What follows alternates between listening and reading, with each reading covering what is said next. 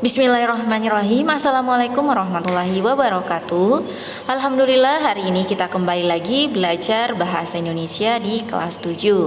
Adapun materi kita pada hari ini yaitu menelaah unsur buku dan membuat komentarnya. Namun sebelum kita melanjutkan pembelajaran kita pada hari ini, alangkah baiknya jika kalian berdoa terlebih dahulu. Silakan berdoa dimulai. Oke, syukran yang sudah berdoa.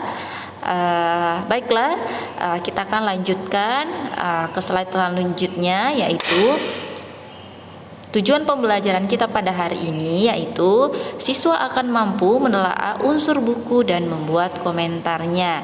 Jadi di sini kalian akan diminta untuk mengomentari sebuah buku yang telah kalian baca, baik itu buku fiksi maupun buku non fiksi.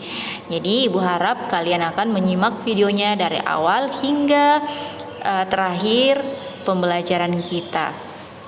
Baiklah anak-anakku sekalian, kita lanjut ke slide selanjutnya. Jadi menelaah unsur buku dan membuat komentarnya. Pada bagian ini kamu akan belajar menelaah hubungan unsur buku dan penggunaannya dalam membuat komentar buku. Selamat belajar dan mengomentari dengan jujur dan santun.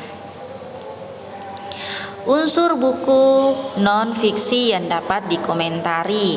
Jadi di sini ada beberapa hal-hal yang dapat dikomentari dari buku non fiksi.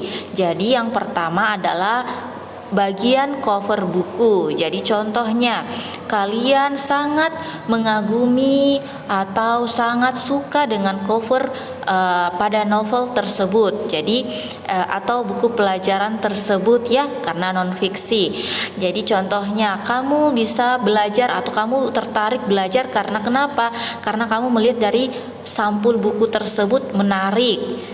Atau kamu kurang suka atau kurang bersemangat belajar karena covernya itu kurang berwarna atau kurang menarik. Jadi di sini yang pertama yang bisa dikomentari dalam buku non fiksi, yang pertama adalah cover buku, kemudian rincian subbab buku, kemudian judulnya, isi bukunya. Nah, di sini isi bukunya sangat banyak yang bisa dikomentari, baik itu penulisannya, bahasanya, dan lain sebagainya.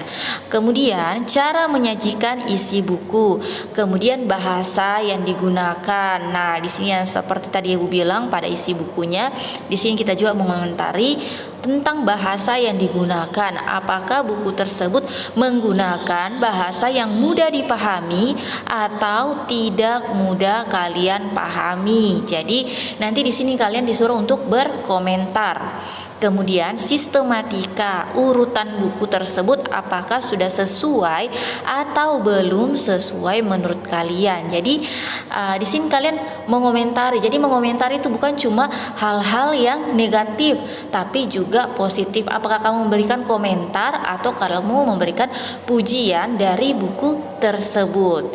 Ya, jadi di sini ada beberapa unsur buku yang bisa dikomentari dari non fiksi. Jadi ada cover, rincian, judul, isi, kemudian cara penyajian, bahasa, dan sistematika penulisannya, seperti itu.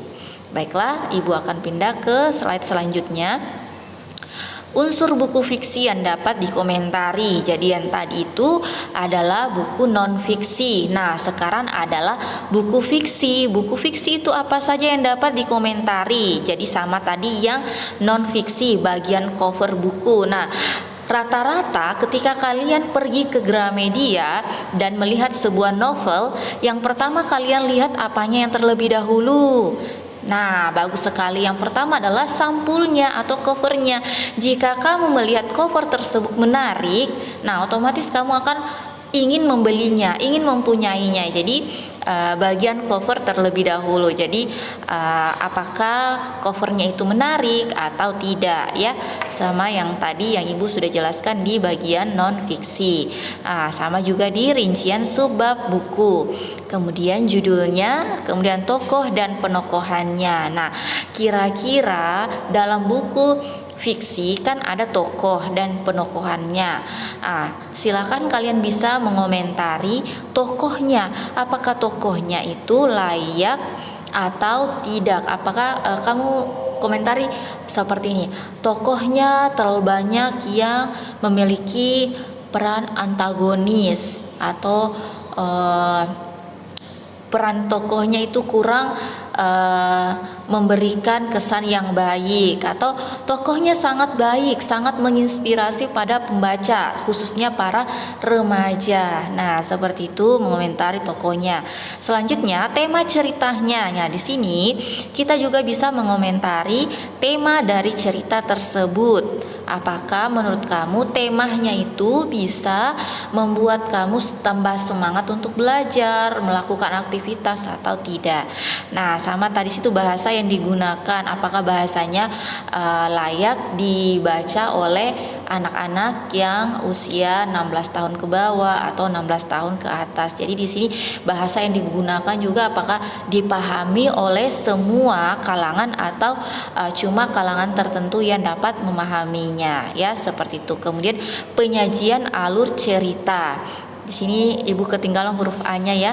Jadi penyajian alur ceritanya seperti apa? Apakah dia memiliki alur yang mudah dipahami atau tidak?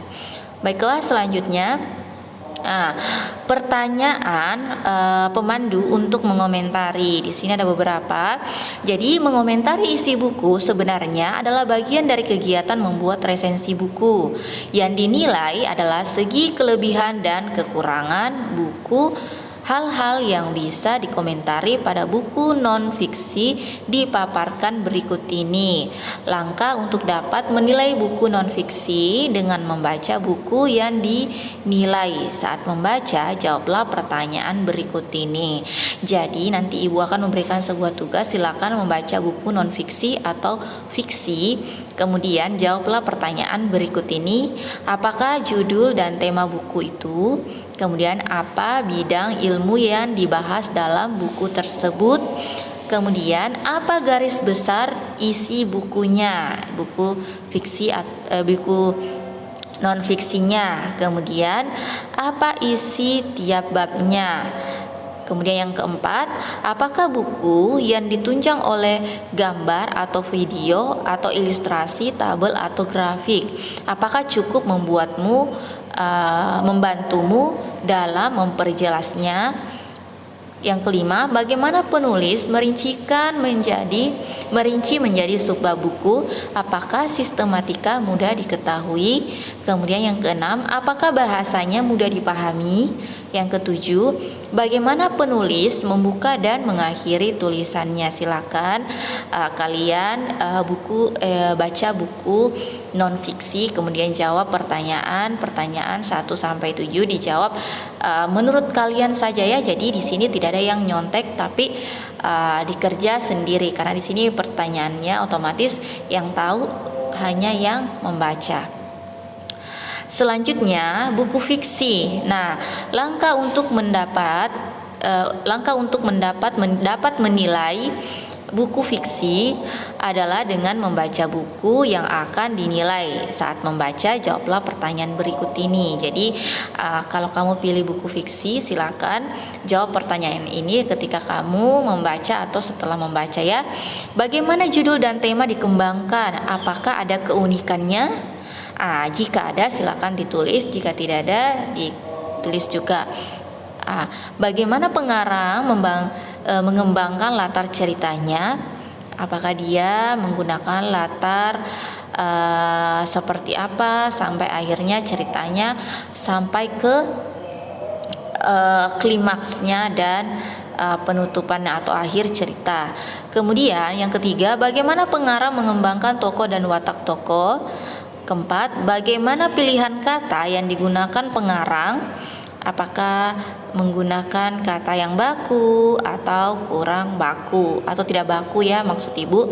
Yang kelima, apakah kalimat-kalimatnya memiliki keunikan dan kekuatan untuk membangun cerita? Yang keenam, bagaimana tokoh mana yang paling kamu sukai dan mengapa?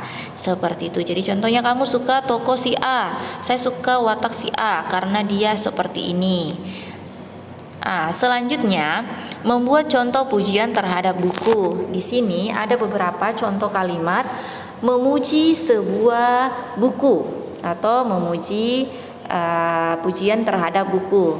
Yang pertama, buku ini wujud kepedulian penulis untuk mempromosikan keindahan alam Indonesia.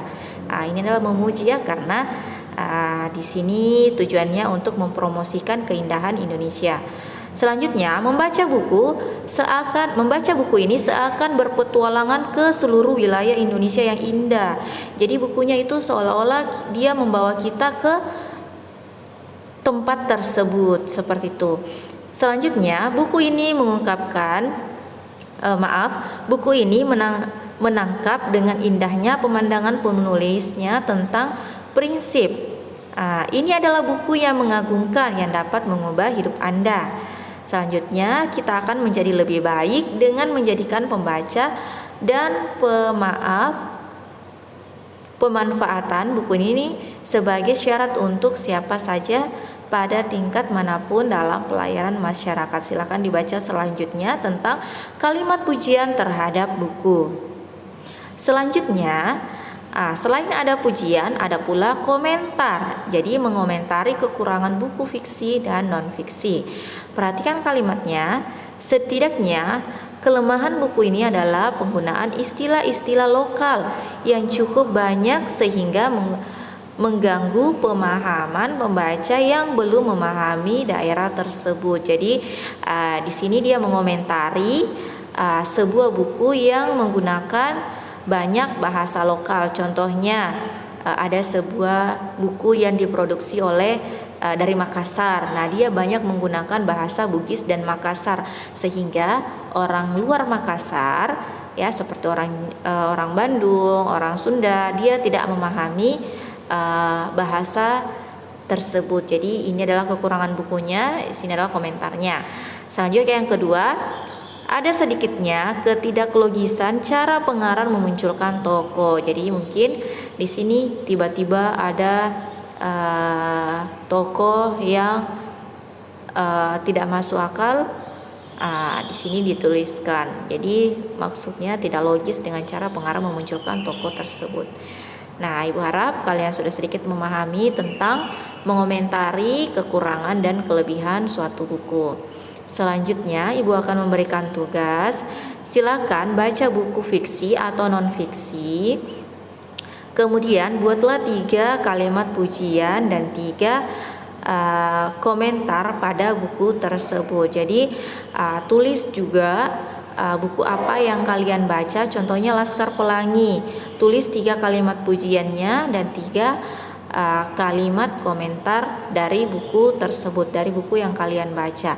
Sama halnya juga kalau buku non fiksi ya, buku tugas kalian atau buku cetak kalian mau komentari, silahkan. Ibu tunggu jawabannya di Teams. Insya Allah Ibu usahakan Teamsnya hari ini bagus sehingga kalian bisa mengumpulkan di Teams tugas kalian. Oke, syukran yang sudah perhatikan atau sudah menyimak video Ibu dari awal sampai akhir. Di sini cukup 13 menit, kurang lebih 15 menit video Ibu. Syukran yang sudah memperhatikan. Silakan yang sudah memperhatikan atau sudah menyimak video dari awal sampai akhir, menuliskan nama dan kelasnya di kolom komentar. Syukran atas perhatiannya. Ibu tutup dengan baca Assalamualaikum warahmatullahi wabarakatuh.